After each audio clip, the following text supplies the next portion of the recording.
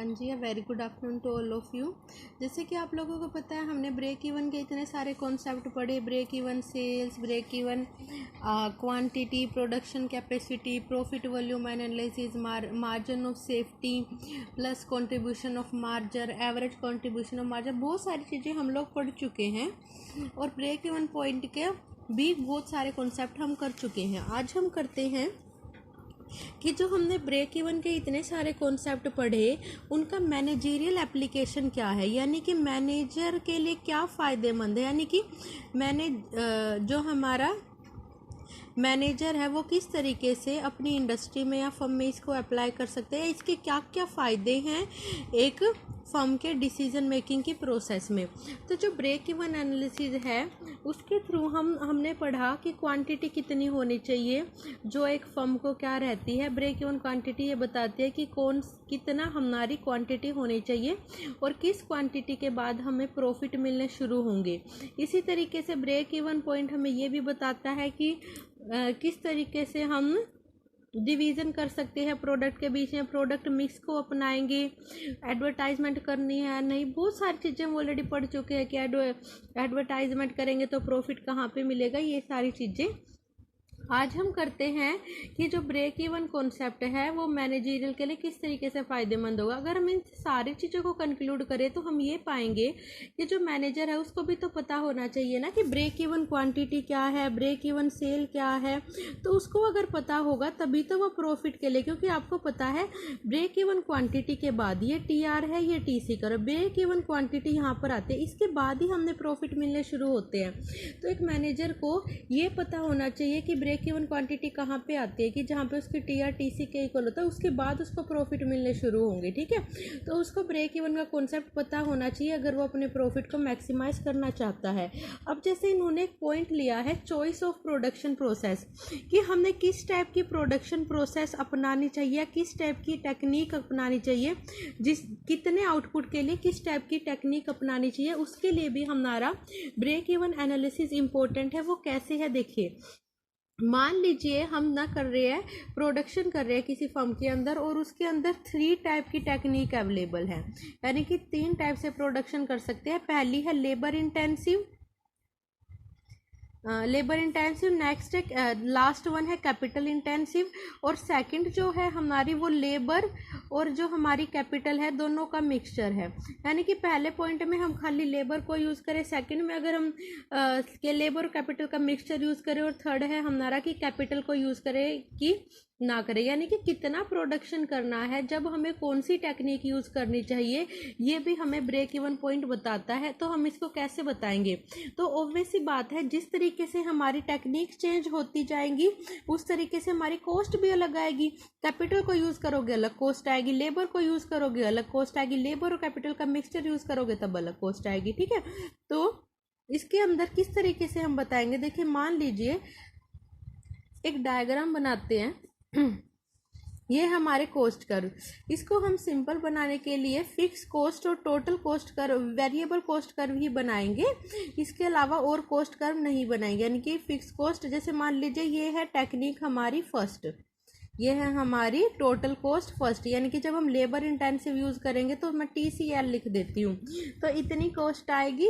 और fix cost होगी इस केस में हमारी इतनी, ये है फिक्स कॉस्ट 1 लिख देती हूँ। यानी कि जब हम लेबर इंटेंसिव यूज़ करेंगे तो ये कॉस्ट आएगी और ये हमारी टोटल कॉस्ट होगी।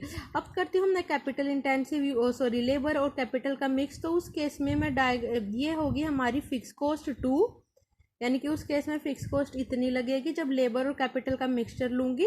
और उस केस में टोटल कॉस्ट किस तरीके से आएगी, वो आएगी हमारी ये बन गई हमारी TC2, या मैं इसको 2 ही लिख देती हूँ, TC2। ये L होगी, यानी कि फर्स्ट टेक्निक यूज़ करी, ये होगी हमारी सेकंड।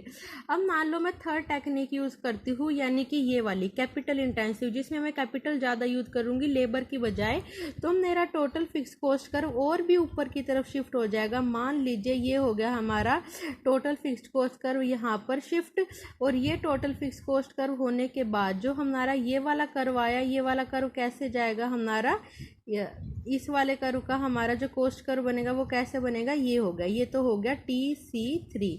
यानी कि अगर आप देख पाओ ध्यान से तो यहाँ पर हमारा इस पॉइंट के ऊपर जहाँ पे हमारा कॉस्ट कर्व फर्स्ट का और फर्स्ट कर्व और जो हमारा सेकंड कर्व है वो इक्वल हो रहा है, यानी कि ये सेकंड वाला इक्वल हो रहा है। इस पॉइंट के ऊपर क्या हो रहा है, हमारा TC2 और TC1 और TC3 इक्वल हो रहे हैं। मैं लिख देती हूँ यहाँ पर TC1 प्लस TC2 का कॉम्बिनेशन हुआ है और यहाँ पर क्या है हमारा इज इक्वल हुए, यहाँ पर है हमारा TC2 और 3 और 1, यहाँ पर क्या 3 और 1 यहाँ पर क्या हो गया, इक्वल हो गया इस पॉइंट के ऊपर और इस पॉइंट के ऊपर ये इक्वल हो गया। तो अगर हम देखें कि मुझे अगर इतना ही प्रोडक्शन करना है, मान लीजिए मैं यहाँ पर 500 यूनिट्स लेती हूँ और यहाँ पर मैं लेती हूँ 1000 यूनिट और यहाँ पर फिर इसके बाद बढ़ती गई, जैसे मान लो मैं यहाँ पर लेती हूँ इतनी यूनिट्स 15,000 लेती हूँ, ठीक है, यहाँ पे 10,000 ले लेती हूँ। तो मैंने क्या देखा कि जब हमारी आउटपुट में कम है, यानी कि हम आउटपुट चाहते हैं कि 500 यूनिट तक का ही हो, तो उस केस में अगर मैं पहली जो हमारी मतलब एक कोस्ट लाइन है, यानी कि फर्स्ट जो टेक्निक है लेबर इंटेंसिव, उसको यूज़ करूँगी तो भी मेरा मोटिव पूरा हो सकता है। और अगर मैं 10,000 चाहती हूँ अपना प्रोडक्शन, तो मुझे क्या करना पड़ेगा, मिक्सचर यूज़ करना पड़ेगा लेबर और कैपिटल का। और अगर मैं उससे भी ज़्यादा यानी कि हाई लेवल का आउटपुट चाहती हूँ तो उस केस में मुझे कैपिटल इंटेंसिव को यूज़ करना पड़ेगा, तब मैं अपने मोटिव को पूरा कर पाऊँगी, जब मेरे ये 15,000 तक का आउटपुट हो पाएगा। तो इन्होंने ब्रेक इवन पॉइंट हमें ये बताने की कोशिश कर रहा है कि जैसे जैसे हमने फर्स्ट, अगर हमें टेक्निक का ध्यान से देखो तो उसमें फिक्स कॉस्ट कम है, सेकंड में फिक्स कॉस्ट थोड़ी और ज़्यादा हुई और थर्ड में क्या है, फिक्स कॉस्ट बहुत ही ज़्यादा हो गई, जिसकी वजह से फिक्स कॉस्ट और टोटल कॉस्ट के बीच का गैप बहुत ज़्यादा कम हो गया। ये इसका फिक्स कॉस्ट है TC3 का और ये इसका टोटल कॉस्ट कर्व है, तो इनका गैप बिल्कुल ही कम होगा। यानी कि जब हमारा प्रोडक्शन होता है स्मॉल स्केल पे या थोड़ी यूनिट्स का प्रोडक्शन होता है तो हमारी वेरिएबल फैक्टर पे ज़्यादा इंपॉर्टेंस दी जाती है। जैसे मान लो एक फार्मर है, वो अपने खेतों में प्रोडक्शन करना चाहता है, तो उस केस में उसको लेबर्स इंक्रीज करने होंगे। अगर वो स्मॉल फार्मर है तो वो 1 या 2 लेबर्स इंक्रीज कर सकता है, वहाँ पर जो लैंड है उसको चेंज नहीं किया जा सकता। अगर वो फिक्स फैक्टर है तो फिक्स फैक्टर का कंट्रीब्यूशन कम होगा, वेरिएबल का ज़्यादा होगा। इसे देखो कर्व कितना फ्लेक्सिबल है। नेक्स्ट में जब हमने लेबर और कैपिटल दोनों को लिया तो फिक्स कॉस्ट पहले के कंपेरिजन में ज़्यादा होगी और जो हमारा कर्व है वो ये वाला है। भाई देखो ये कर्व इस फिक्स कॉस्ट में और वेरिएबल कॉस्ट में कम डिफरेंस है, जबकि नीचे वाले से अगर मैं ये वाला देखूँ फर्स्ट वाले कर्व में कितना सारा गैप है।